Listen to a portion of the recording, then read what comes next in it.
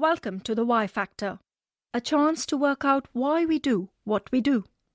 BBC World Service podcasts are supported by advertising. This is a BBC podcast. You can get all our podcasts and our terms of use at bbcworldservice.com/podcasts.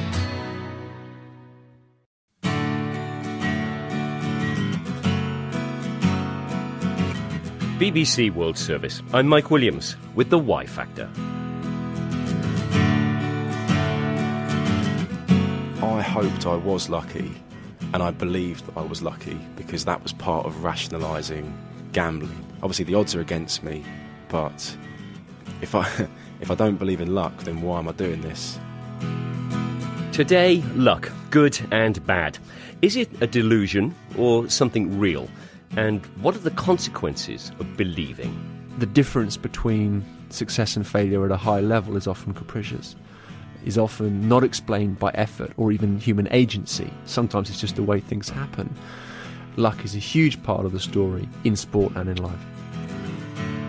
I don't think of luck as being some sort of external force in the universe that means some people are lucky, some aren't, or we go through lucky streaks and unlucky streaks. I just don't believe that at all. I'll be honest with you, I came in and I still get the butterflies when I see the tables, and yeah, I still have to deal with the urge to gamble. It's still there, it's residual, but over time it becomes easier. We met in a casino in central London. Matt Zarb-Cousin wanted to talk about gambling and addiction and luck, bad luck. As a student, he lost £20,000, about $33,000, playing roulette on gaming machines. I started gambling when I was very young, actually, when I was sort of growing up as a kid, and my dad used to do a line on the lottery for me, let me choose the numbers, and, he used to take me to football matches and always had a bet on the football. And that's why I went into a betting shop at 16 to put a bet on a football match, and saw the machines were there and started playing them and won early on and thought I could beat it, thought I had a system, and then that view quickly dissipated when I had a few losses. And then I started to believe that I could win, even though that was obviously statistically improbable. Did you feel that you had lucky days and unlucky days? And did you pay attention to that feeling? Yeah, when you start winning especially, obviously you feel like it's your day. But the problem is, if you believe that it's your lucky day, that's obviously very dangerous, because, say, if you win a few £100, then you'll carry on gambling and then you'll end up losing it, and then the rapid highs and lows are very damaging mentally, and that's obviously something that I experienced quite a lot.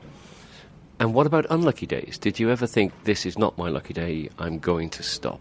If I lost a lot, it was more when I'd lost a lot, I'd say, oh, it must just be my unlucky day, not this is a stupid idea, why do you keep gambling? It was, oh, no, it's just my unlucky day today. It's not like... So you say anything you can to not admit to yourself that gambling is a bad idea because you're addicted to it. So luck was almost used as a tool for that as well. And no more bets, thank you.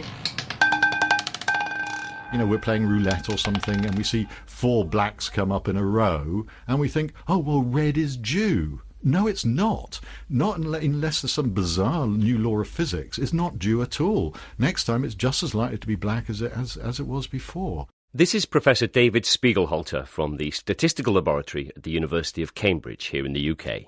I'm a reformed gambler as well. I never used to be very serious, but I don't like doing it because I don't like losing.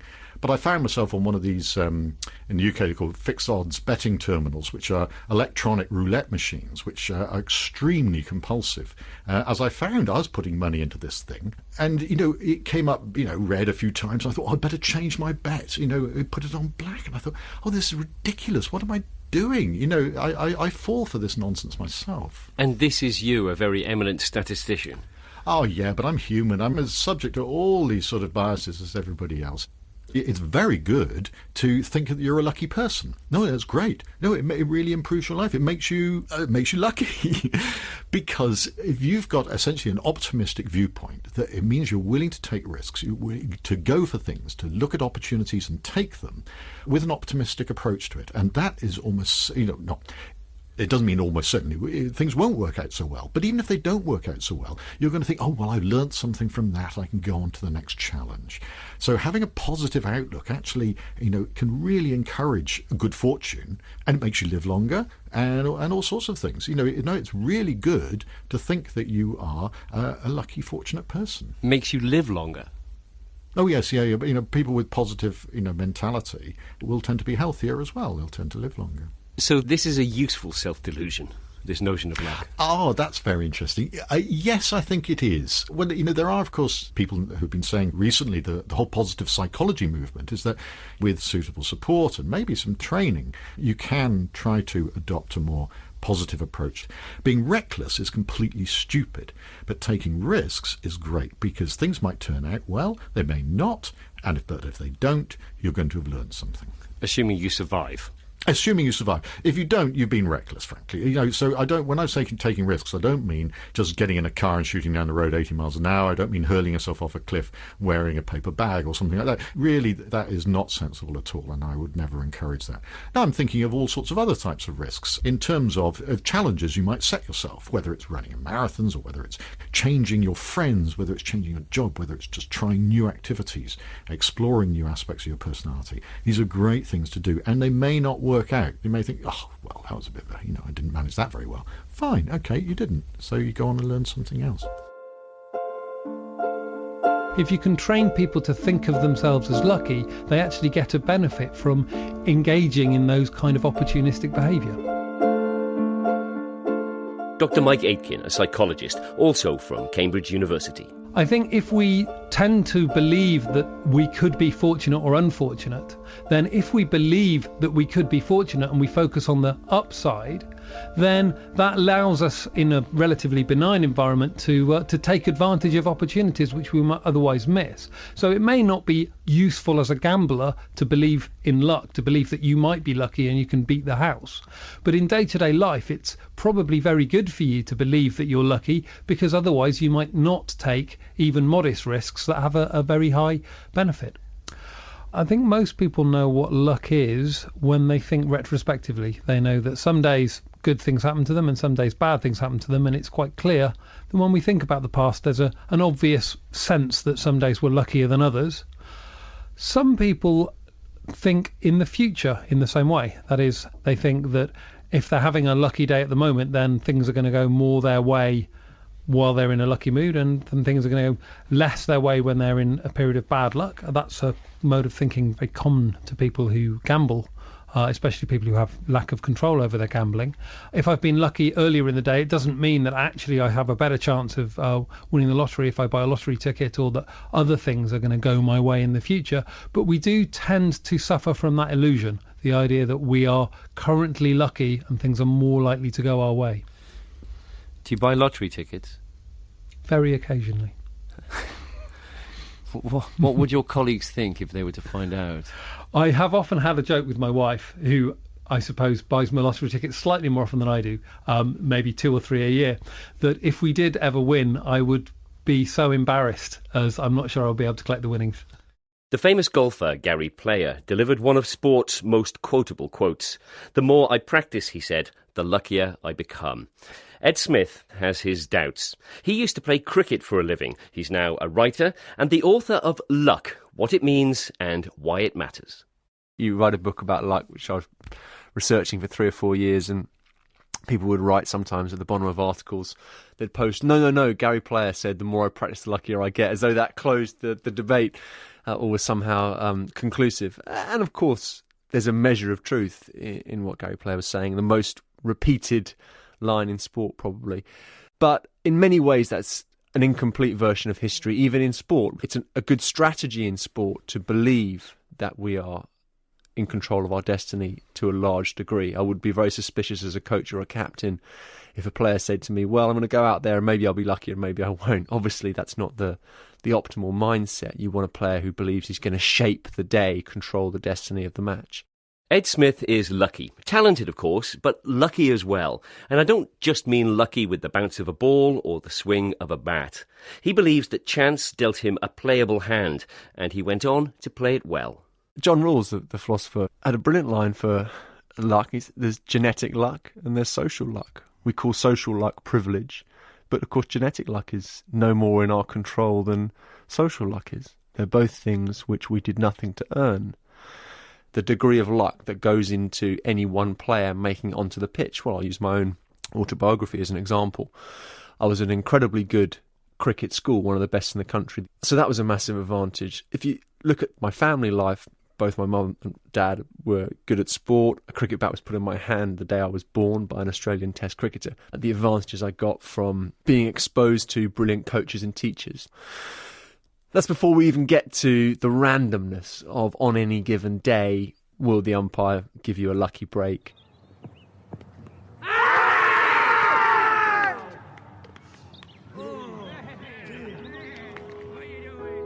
We were having one of those dreadful team meetings that goes on and on for days about how we were going to play the season. It was before the season started. It was late March, early April. And someone puts his hand up and says, well, I'm sick of everyone saying bad luck when someone gets out. It's just a bad shot. If it's a bad shot, we shouldn't say bad luck. And then someone else said, that's right, let's ban luck. Let's never say bad luck. And all of a sudden, a perfectly sensible point, which is you shouldn't indulge mistakes. You shouldn't causally misexplain simple bad play as cosmic error, is then turned into a rule, which is we're not allowed to say bad luck. Completely ridiculous. I remember the first day of the season comes round and one of our players plays a brilliant shot a few inches off the ground, it's going for 4, and then the fielder sort of flings out an arm and almost accidentally catches this catch, one of the greatest catches I've ever seen. And my teammate comes into the dressing room, there's deathly silence. And of course, the human reaction, the natural, the truthful thing to do would be go and put your arm around him and say bad luck. But we banned luck, so we couldn't say that. So instead, there was this total silence. And in actual fact, after about 6 or 8 weeks of coming bottom of the table, we decided to get rid of this rule and we went back to a kind of more natural attitude towards fortune and luck. So we've heard that good luck is a good thing to believe in. The studies show that, in many ways, an optimistic outlook is a useful thing to have. But there's a danger here too. It was blind optimism that led Matt Zarb-Cousin into debt and addiction. Luck starts having a darker side to it. Makes people feel undermined, insecure, and helpless. If we attribute our successes to luck, then we undermine ourselves and end up feeling quite insecure and more vulnerable. Alexander Angelou is a behavioural therapist based in Belgium. On one hand, luck may reassure us and give us hope, but a darker side exposes insecurity and helplessness. I think it might even be an indicator of poverty and helplessness. Someone who's poor might be gambling with the hope of winning and being able to afford things, whereas a rich person would be gambling for the thrill. Usually the more we believe in luck, the less we believe in ourselves. You may have noticed that small gambling halls are always in poor areas, showing that people's hope for success and wealth is through getting lucky. This, I believe, feeds the negative belief that their work cannot help them succeed.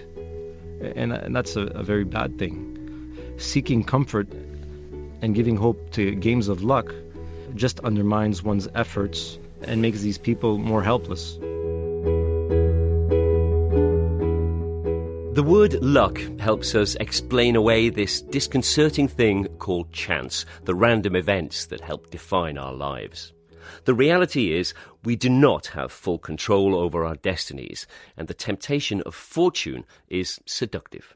The world is unpredictable. The world is incredibly complex. We have no idea, really, what's going to happen from one moment to the next, and certainly over our lifetimes.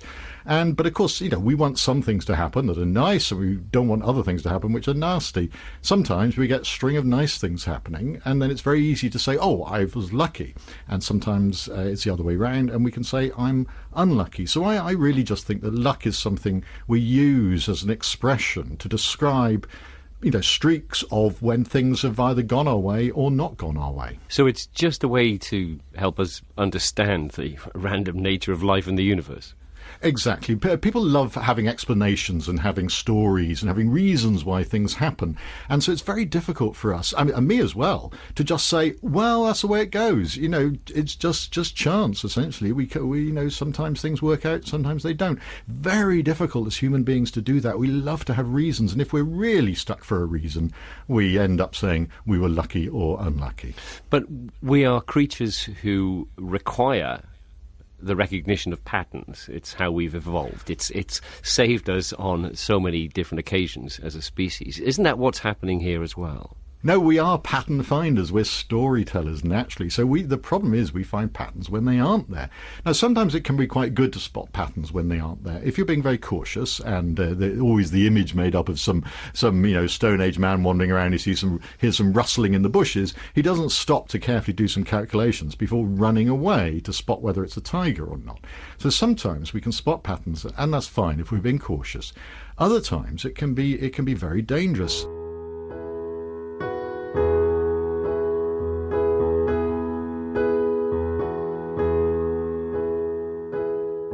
We typically think that finding the ends of explanations, being completely understanding the whole causal chain, will lead to a happier universe. Not so. In actual fact, there are very good reasons for leaving things as they really are in terms of causality, which is that we often don't know why things happened. And not everything was caused by either an error of judgment or by a brilliant piece of strategic thinking. So I also think there have been moments when political philosophies have approached a kind of no-luck view of life. I mean, if you take the view that everyone who doesn't succeed has failed to pull themselves up by their bootstraps, which is a kind of bastardization and exaggeration of a caricature right-wing view, then you can see where that leads. I don't think that considering or allowing for luck would ever do you any harm. I think it might, over the long term, do you a lot of good. I think the idea that I want, ergo I get, or the fact of my willing something is exclusively responsible for me getting it, is a symptom of a childish worldview. I think to understand that your wants and desires and efforts are played out within a much bigger system of influences is part of being a well-adjusted adult. Indeed, if you experience life with your eyes open, how could you not notice that luck was a huge part of the story? It may be part of the story, it may be good to believe in good luck, but you'd be a fool to rely on it. Luck is just a word that we use to explain the gap between chance and success. There are dozens of different podcasts now available from the BBC, including news, documentaries, science, business, arts and sport. For details of them all, go to bbcworldservice.com/podcasts.